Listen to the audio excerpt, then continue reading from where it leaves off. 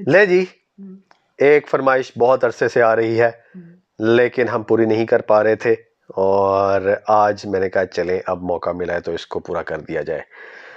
तो डॉक्टर जाकिर नाइक उनकी एक वीडियो भेजी गई है, उसमें है जी concept of God in Sikhism. अच्छा। उस पे उन्होंने मेरे ख्याल में कोई गुफ्तगू की है, तो वो मैंने कहा ज़रूर देखते हैं, हमें भी थोड़ा सा नॉलेज मिलेगा, तो चेक करते हैं जी। अब हम तस्करा करेंगे सिख मज़हब में खुदा का तसव्वुर क्या है। सिख मज़हब वजूद में आया 15वीं सदी के आखिरी में और इसके बानी थे गुरु नानक साहिब। और ये शुरू हुआ एक ऐसे इलाके में जो 5 नदियों का इलाका था और कहा जाता था पंजाब, जो मौजूद है पाकिस्तान और नॉर्थ वेस्ट इंडिया में। और गुरु नानक साहब जो इसके बानी हैं वो पैदा हुए थे हिंदू धर्म में और उनका कास्ट था क्षत्रिय कास्ट, जिसे कहते हैं वॉरियर कास्ट। और गुरु नानक काफी मुतासिर थे मुसलमानों से। ये सिख मजहब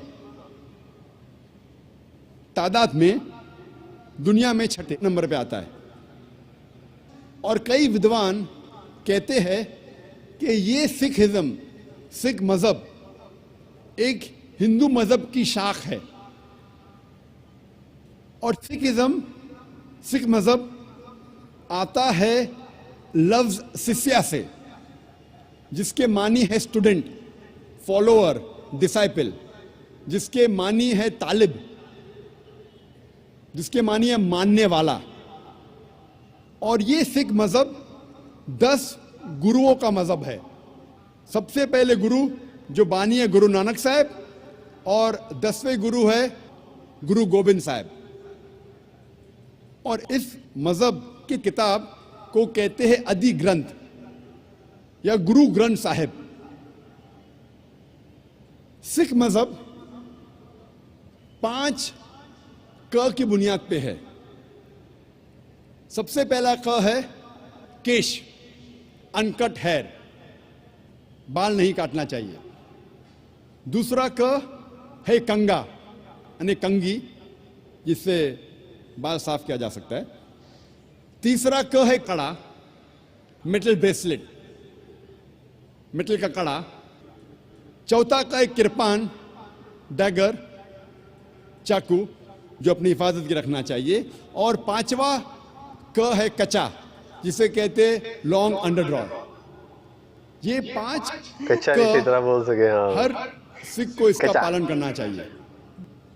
और अगर आप कोई सिख से पूछेंगे कि आपके मजहब में खुदा का तसव्वुर क्या है, तो सबसे बेहतरीन जवाब अगर कोई सिख दे सकेगा वो है उसकी मजहब की किताब गुरु ग्रंथ साहिब के पहले वॉल्यूम, पहला अध्याय, पहला मंत्र, जिसे कहते हैं Japu ji. First volume of Guru Granth Sahib, first chapter, first verse called as Japu ji, जिसमें लिखा है कि खुदा एक है और उसे कहा जाता है सच्चा, सत, महान, जो कभी भी नहीं घबराता और उसे कोई चाहत नहीं। वो लाफानी है,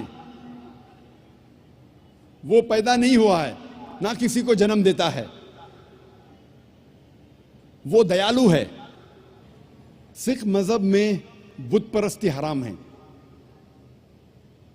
सिख एक ही खुदा को मानते हैं, एक ही ईश्वर को मानते हैं, जिसे अनमैनिफेस्ट फॉर्म में कहा जाता है एक ओमकारा और मैनिफेस्ट फॉर्म में कहा जाता है ओमकारा। और जब आप गुरु ग्रंथ साहिब पढ़ते हैं, ओमकारा के कई सिफात है।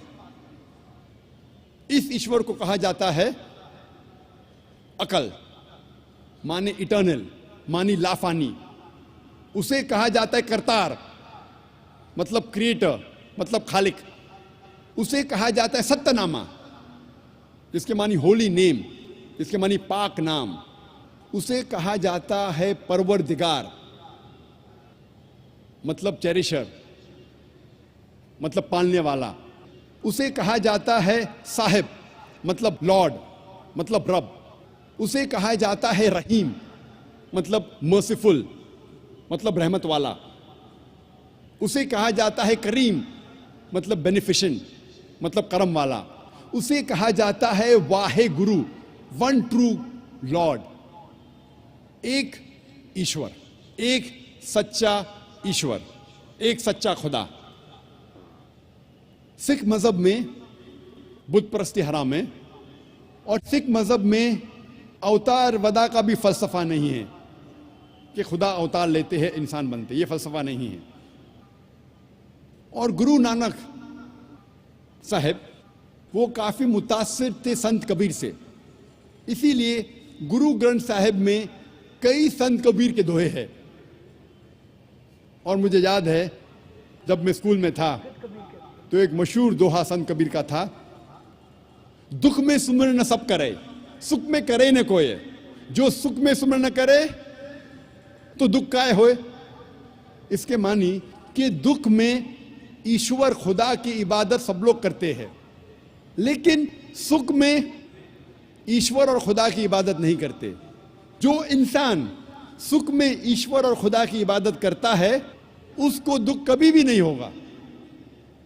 यही लिखा है कुरान मजीद में, सूरह अज़्ज़ुमर में, सूरा नंबर 39 आयत नंबर 8 में, कि जब इंसान को तकलीफ आती है तो रब से दुआ करता है, अल्लाह सुब्हानहू व तआला से दुआ करता है। लेकिन जब अल्लाह सुब्हानहू व तआला उसकी तकलीफ को दूर करता है तो इंसान रब को भूल जाता है और रब के साथ दूसरे को शरीक करता है।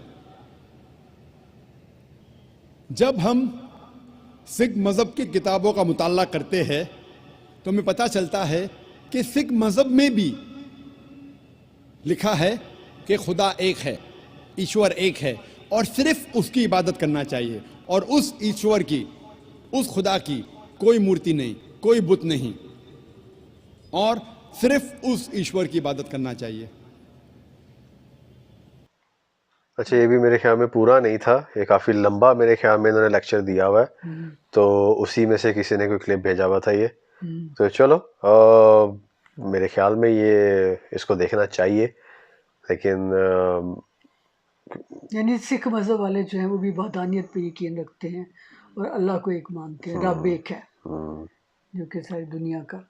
बाकी गुरु उनके अलग हैं सारे, और वहाँ से आके कुछ चीज़ें जो है वो गुरु नानक जी ने हिंदू मज़हब से ली थी, कुछ उससे इस्लाम से ली थी। तो उन्होंने दुनिया का सफ़र भी किया था, सऊदी अरब भी गए थे, कहते हैं कि उन्होंने हज भी किया था।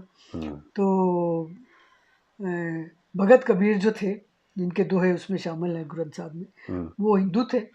और उन्होंने जो इन्होंने जिक्र नहीं किया, बाबा फरीद गंजशकर जो हैं पाकपटन शरीफ वाले, जो पंजाबी के पहले शायर जिन्हें कहा जाता है, जो 700 साल पहले थे वो, क्योंकि गुरु नानक देव जी तो 500 साल हुए ना उनको, तो वो उनके जो श्लोक थे बाबा फरीद के, वो भी ग्रंथ साहब में शामिल है। यानी ग्रंथ साहब में बाबा नानक का अपना कलाम है, बाबा फरीद का कलाम है और भगत कबीर का कलाम है। इन तीनों के कलाम से मिलके वो ग्रंथ साहब जो है वो बनी है। और सिख जो है वो ग्रंथ साहब को भी अपना जिंदा गुरु मानते हैं। तो उनके रोज़ाना सुबह को वो ग्रंथ साहब जब खोली जाती है तो उसमें जो पहला सफ़ा निकलता है वो उस दिन का हुक्मनामा कहलाता है, और वो गुरुद्वारे के उस पर लगा दिया जाता है कि आज का हुक्मनामा ये है। तो इस तरह है ये। बहरहाल अच्छा, बातें की, बात तो आगे अच्छी थी। चले इंशाल्लाह ये अगर पूरा भी होगा तो वो भी देखेंगे। फिर वक्त तो ये इसका रिस्पांस देखते हैं ना कि कैसा आता है। अगर ये वीडियो अच्छी लगी लोगों को तो फिर ज़रूर हम भी और भी वीडियोस बनाएंगे, और इस तरह की और भी वीडियोस अगर आप रिकमेंड करें, देखना चाहते हैं तो काफ़ी अरसे से पेंडिंग थी, मैंने कहा चले आज देखते हैं। नहीं जी, आप भी देखें और मिलते हैं अगली वीडियो में। तब तक के लिए अपना ख्याल रखें, दुआ में याद रखें। अल्लाह हाफिज़।